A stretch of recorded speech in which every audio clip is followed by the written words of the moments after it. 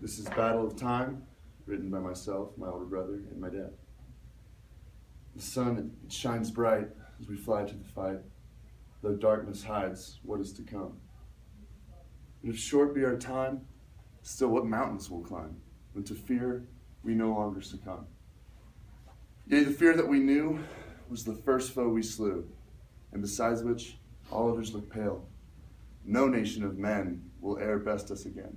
Here ye know yourselves and prevail. And when old men are we, yet undaunted and free, who have passed through the fire and survived, then a toast we will make to those who for our sake left only their spirit alive.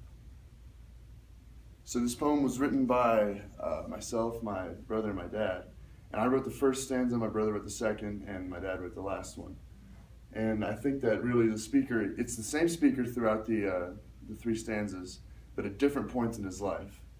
The way I saw it is when I wrote that first stanza, I was, we were going to a football game actually, kind of a meathead thing, sorry. But we were on the bus, and literally I just remember looking out and the sun was setting. And it was kind of just like this really, one of those beautiful Colorado sunsets. And it just hit me, and I was like, wow, like it's just kind of one of those moments where we were heading into a football game, the sun was kind of going down. It was just like the mood was set for like a battle.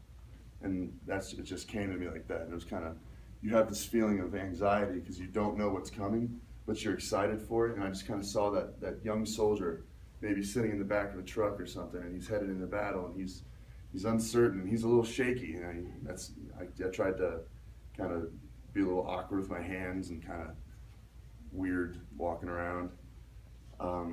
So that's where I was with the first one. The second stanza written by my brother. He is outrageously smart, and he's very studied and learned, but I don't think he's really ever studied war. So I think that what he took is a lot of like the second stanza is pretty glorious, and know yourselves and prevail, and very self-confident kind of guy. I think that he's just emerged from the battle.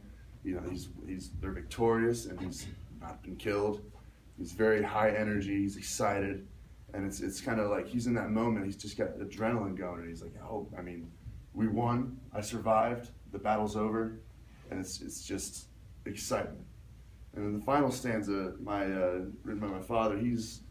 He actually has been to war. He was a C-130 pilot in the Air Force for about 8 years, and I think that has the most perspective when he really looks back at like what war is, and talks about those who didn't make it out, and how for their sake you gotta remember them, and because only their spirit's left alive at that point. And it's kind of, I just picture that as he's walking around and seeing all the death around him, and kind of almost remorseful and just really thinking about it.